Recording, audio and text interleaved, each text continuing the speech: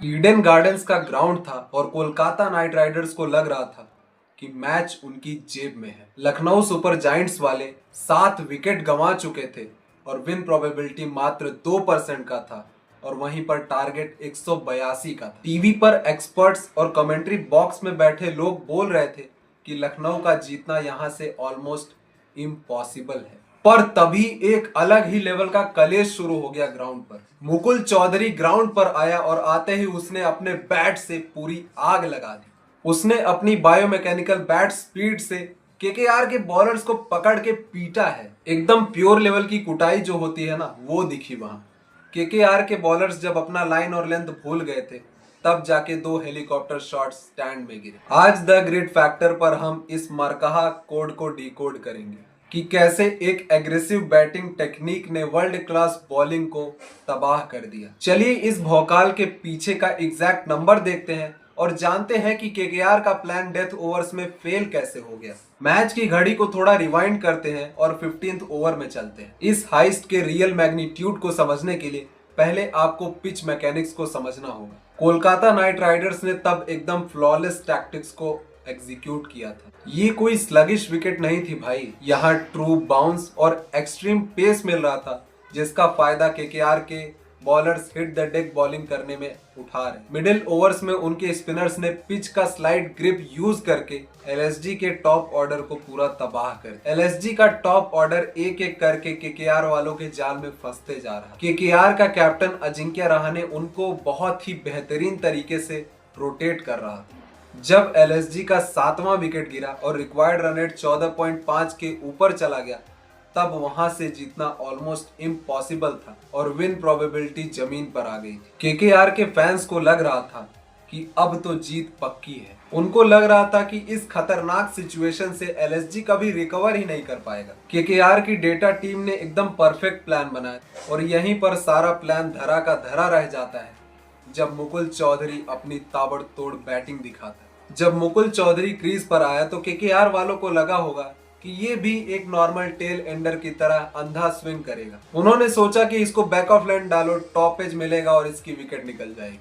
पर केकेआर के बॉलर्स को पता नहीं था कि ये एक नॉर्मल टेल एंडर नहीं है, ये राजस्थान की तबाही है और आज इसे कोई नहीं रोक सकता। यहाँ से शुरू होता है टैक्टिकल मास्टर क्लास। अगर आप केकेआर का प्लान देखोगे तो उनका प्लान एकदम क्लियर था। उनका प्लान बता रहा था कि अगर बैट्समैन लेग साइड पर अच्छा खेलता है तो उसे वाइड यॉर्कर डालो या इनटू द पिच हिट करो। पिच मैकेनिक्स के हिसाब से ईडन गार्डन्स का मैदान बॉल को स्किड अच्छा करा रहा था। केकेआर का सिस्टम अज्यूम कर रहा था कि टेल एंडर पेस को हैंडल नहीं कर पाएगा। मुकुल का स्टांस एकदम एग्रेसिव था। उसने क्रीज का डीप इस्तेमाल किया और हैवी बैकलिफ्ट चल रही। मुकुल का स्टांस एकदम क्लियर एंड एग्रेसिव था। उसका हाई बैकलिफ्ट और वो क्रीज का डीप इस्तेमाल करना उसको मैच जिता ले जाए। जब केकेआर के बॉलर ने वाइड यॉर्कर डालना शुरू की, तब उसने अपने हिप को रोटेट करके ऐसा मोमेंटम जनरेट किया बैट स्पीड से कि बॉल सीधा स्टैंड्स में जा गिरी। उसका bat speed 145 kilometre per hour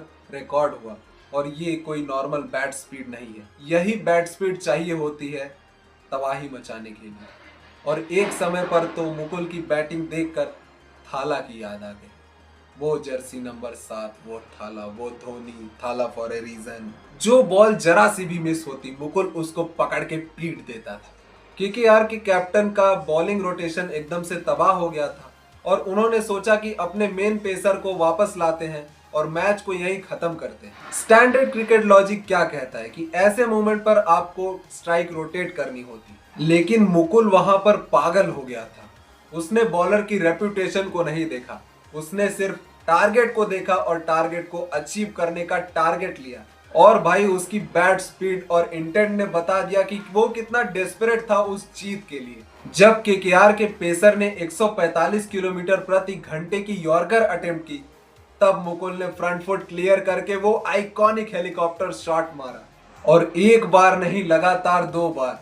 और वहीं से केकेआर के डगआउट में वो लुप लुप शुरू हो गई, जिसके बाद से गोयनका जी के जान में जान आ गई। मुकुल ने अपना स्ट्राइक रेट 300 के ऊपर मेंटेन रखा और रिक्वायर्ड रन रेट को कभी हाथ से जाने नहीं दिया और पूरी केकेआर की बॉलिंग यूनिट को रुला के रख दिया। पिछले ही मैच में डीसी ने चेस करते टाइम चोक कर दिया था आखिरी 2 गेंदों पर इस मैच में मुकुल ने ऐसी कोई भी गलती नहीं की।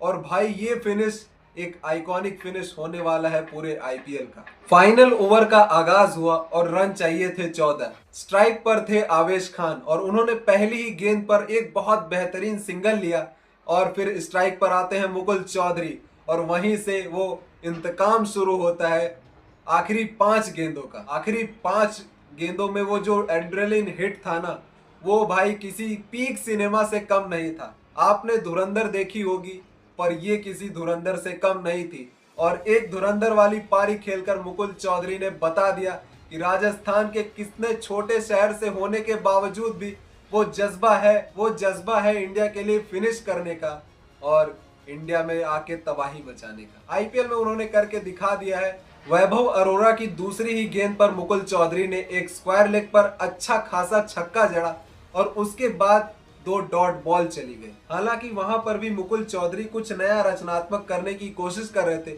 पर वो वहां पर सफल नहीं हुए। पर आखिरी 2 गेंदों पर 7 रन चाहिए थे और वहीं पर मुकुल चौधरी ने एक आइकॉनिक ओवर कवर छक्का मारा।